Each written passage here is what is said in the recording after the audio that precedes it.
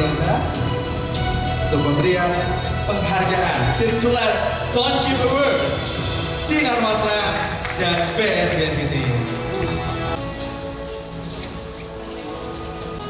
Inilah dia penghargaan Circular Township Award atas praktik baik pengelola sampah bertanggung jawab skala kawasan dari Waste for Change untuk Sinar Maslen dan BSD City. Boleh beri tepuk tangan yang meriah hadirin sekalian. Untuk itu kami mohon untuk Mas Ano untuk bisa naik ke atas panggung untuk bisa membantu diskusi pada hari ini. Beri tepuk tangan yang meriah untuk Mas Ano. Saya juga akan memanggil narasumber kita Pak Reza. Kita akan diskusi, mohon ke panggung, dan juga Pak Edi Rifai sebagai Board of Director Waste for Change. Pak Luna Maya, terima kasih hari ini sudah hadir juga.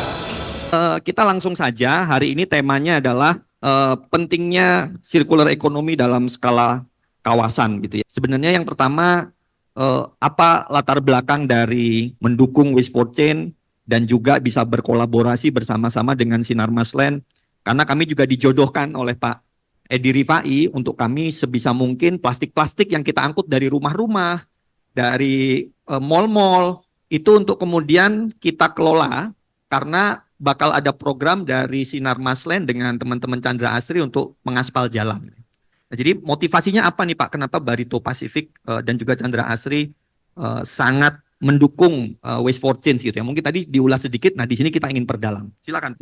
Selamat pagi Bapak Ibu sekalian. Kembali di sini juga ada Pak Reza yang saya hormati. Pertanyaannya adalah bagaimana Barito Pacific dan khususnya juga turunannya itu adalah Chandra Asri Pacific. TBK mensupport Waste for Change yang begitu begitu semangat lah ya, dengan semangat dalam hari ini. Kenapa? Pertama adalah memang vision daripada Chandra Asri dan Barito adalah komitmen kami di dalam membangun dunia industri yang sustainable. Komitmennya demikian, dan implementasi melalui ESG, jadi Environment, Social, and Governance. Nah, dengan mengimplementasikan tersebut, salah satu championsnya adalah bagaimana pengolahan sampah. Tadi seperti Pak Reza sampaikan, Indonesia sendiri output sampahnya lebih kurang 65 juta ton. Itu laporannya. Barangkali yang sisa yang tidak dilapor barangkali 2 kali hal itu. Nah, dari 65 juta ton tersebut, lebih kurang 14-17% itu adalah memang plastik yang banyak memang menjadi kebutuhan kita sehari-hari. Nah, untuk memberikan kelurusan daripada pengelolaan sampah, baik dari sampah organik yang tadi komposisinya hampir 57-60%, kemudian ada plastik 14-70%, tergantung kotanya. Karena itulah kami mensupport Waste for Change dan juga tentu dengan Sinar Maslen dalam hal ini bekerjasama. Tadi Mas Sano sampaikan juga bagaimana tadi menjodohkan dengan Sinar Maslen. Sebetulnya nggak perlu dijodohkan, karena memang kebutuhan Sinar Maslen sudah ada di situ. Karena melihat memang kalau kita lihat, saya baca sendiri di pelaporan daripada Sustainability Report daripada Sinar Maslen juga kelihatan di situ memang ada KPI terhadap sustainability itu 2 yang saya sebutkan tadi. Di situ ada climate change dan kemudian bagaimana pelayanan terhadap masyarakat, khususnya mungkin penghuni daripada Sinar Maslen. Saya rasa ini suatu kesempatan untuk kita berkolaborasi khususnya dengan Sinar Maslen dengan cita-cita yang begitu tinggi, yang begitu holistik. Karena itu kebetulan memang komunikasi dan hubungan cukup baik.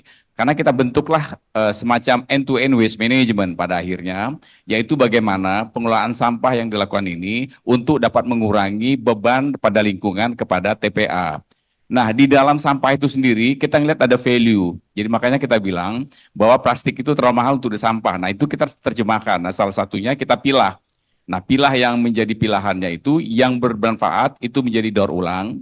Yang residu kita jadikan BBM, dan yang lainnya juga bisa jadikan RDF.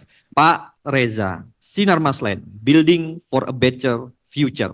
Sebenarnya apa Pak misi besar dari statement Building a Better Future ini Pak ya, dalam konteks sustainability? Oke, terima kasih Mas Ano. Jadi Sinar Maslen sejak 2017 kita sudah mempublikasikan kita punya vision and mission mengenai sustainability.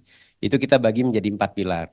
Jadi pilar pertama best in class real estate. Bagaimana kita bisa memberikan produk dengan service dan quality terbaik.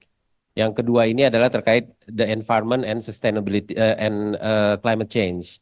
Jadi disinilah yang terkait dengan bagaimana kita bisa menjaga lingkungan, melestarikan lingkungan, dan juga ke depannya bagaimana kita bisa membantu pemerintah dalam program untuk menurunkan gas rumah kaca. Kemudian yang ketiga itu terkait dengan sustainable communities, dan yang keempat itu yang terkait dengan educational patronage. Jadi bagaimana kita bisa mengikutkan masyarakat komunitas sekitar kita itu dalam pembangunan dan progressing dari kita punya development, dan juga pendidikan menjadi salah satu pilar utama yang dari 4 pilar ini. Jadi dari kita punya vision 4 itu memang terkait dengan sampah di pilar kedua, the environment and climate change. Kita ada banyak program-program yang kita cari sebenarnya apa yang bisa kita lakukan dan mempunyai impact yang besar. Sebenarnya program itu juga bukan hanya kita lihat bahwa program itu bagus secara publikasi atau apa, tapi impact-nya apa. Jadi kita selalu melihat impact terhadap masyarakat, impact terhadap lingkungannya itu seperti apa. Dan ternyata memang sampah ini merupakan suatu masalah yang saya rasa di dunia maupun di Indonesia, Jakarta sendiri sulit untuk menyelesaikan masalah ini. Dan development kita itu skalanya township dan city, jadi otomatis jumlah sampah itu akan terakumulasi sangat besar. Nah, jadi kalau hal ini tidak kita perhatikan, nah itu akan menimbulkan efek ke environment yang tidak baik. Jadi sebenarnya kenapa kita jadikan ini sebagai program untuk bisa kita cari cara untuk bisa melakukannya dengan lebih sustainable gitu. Teman-teman, ada riset secara global, milenial usia 30-40-an dan yang lebih muda lagi 20-30-an itu belanja, memutuskan belanja bukan hanya bergantung kepada isi dompetnya, tetapi bergantung kepada hatinya. Artinya mereka akan memilih produk-produk yang memang memiliki kebaikan-kebaikan dalam proses membuat produknya atau pelayanannya. Nah, ini apakah Sinar Maslen tergerak menggunakan layanan pengolahan sampah bertanggung jawab juga melihat future market, dan apakah ini juga menjadi bagian tadi Pak, pilar-pilar sustainability gitu ya? Karena kan Bapak tahu sendiri kompleksnya gitu ya, bagaimana value change-nya, mengatasi permasalahan di seperti isu sosialnya gitu ya. Karena Indonesia ini Pak, mendengar kata sampah itu lebih banyak muncul benak-benak negatifnya dibanding positifnya gitu ya. Nah, kira-kira gimana nih Pak, Sinar Maslen tergerak menggunakan jasa Waste for Change? Apakah tadi ada perspektif future marketnya memang akan ke sana gitu? Tentu ya, maksudnya dari sisi komersial kita juga harus melihat apakah yang kita lakukan itu memberikan added value secara komersial terhadap produk kita. Itu tentu akan kita lihat.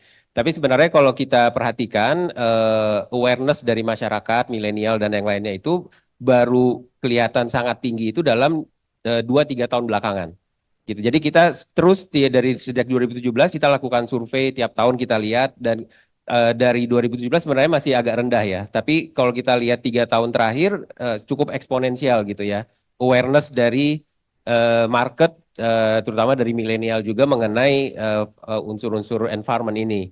Jadi ini berjalan berbarengan ya. Jadi kalau kita tunggu demand-nya dulu, ya kemungkinan kita akan ketinggalan. Jadi kita akan mulai melakukan, tapi tentu dengan langkah-langkah yang terukur sampai memang marketnya siap. Karena market itu sangat menjadi kebutuhan kita, karena kalau tidak secara komersial tidak visible juga kan secara bisnis tidak ini ya. Jadi kedua hal ini kita balance sebenarnya gitu.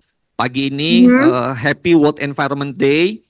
Mbak Luna adalah salah satu public figure yang juga sering saya lihat itu gemes ngelihat permasalahan lingkungan di Indonesia. Kalau Mbak Luna main ke pantai, ke gunung, ngelihat banyak sampah, itu pasti memposting keresahannya dan lain-lain gitu ya.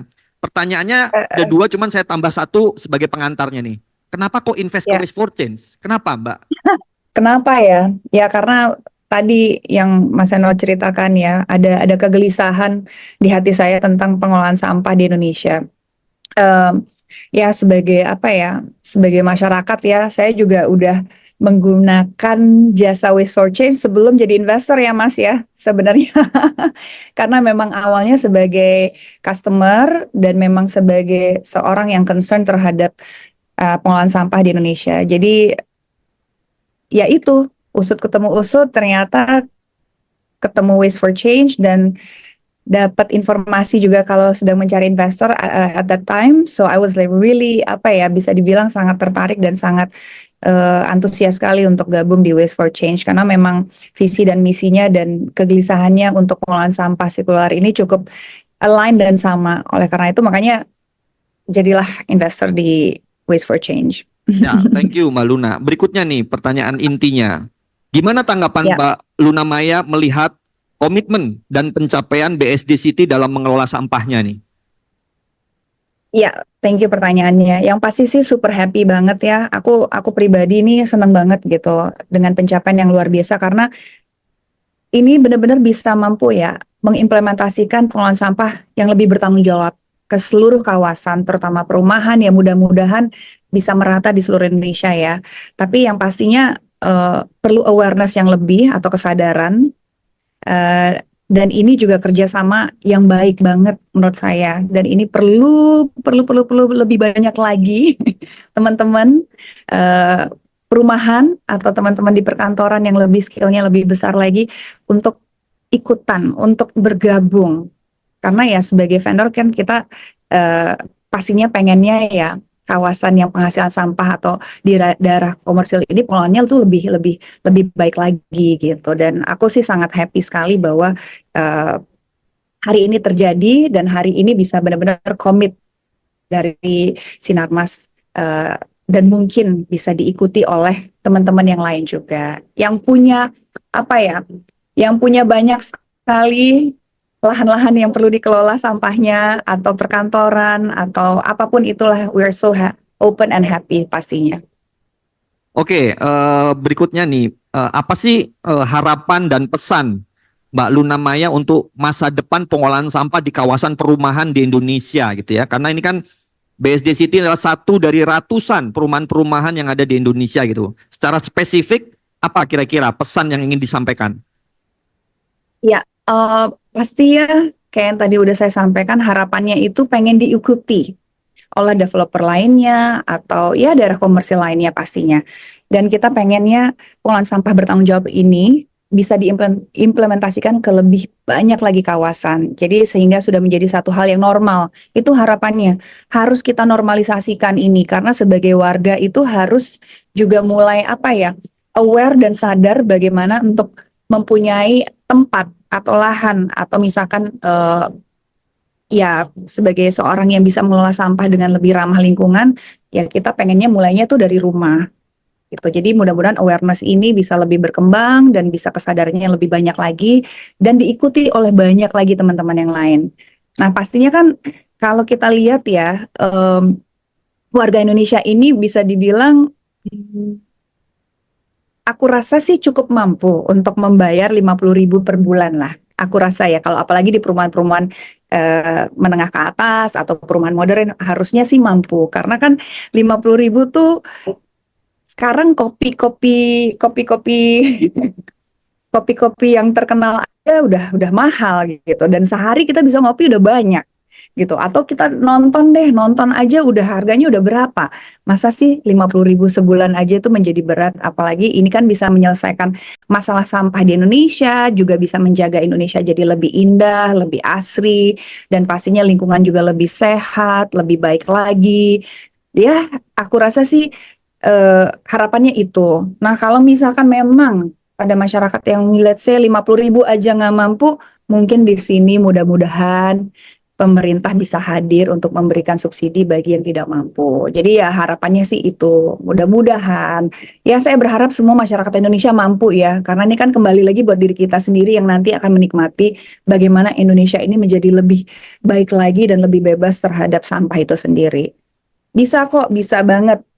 Bisa. Jadi ini kolaborasi yang harus ditingkatkan terus, kolaborasi yang menurut saya sangat baik ke depannya. Ini udah satu step yang lebih baik untuk menuju environment Indonesia yang lebih baik pastinya. Thank you Mbak Luna Maya. Let's collaborate together. Karena memang tidak mudah teman-teman mengatasi masalah sampah. Indonesia mau menuju Indonesia emas. Kalau kemudian emasnya banyak sampah nggak bagus juga gitu ya. Jadi semoga kita betul-betul bisa mewujudkan bersama-sama. Karena kita harus mewariskan kepada anak cucu kita Indonesia yang benar-benar keren.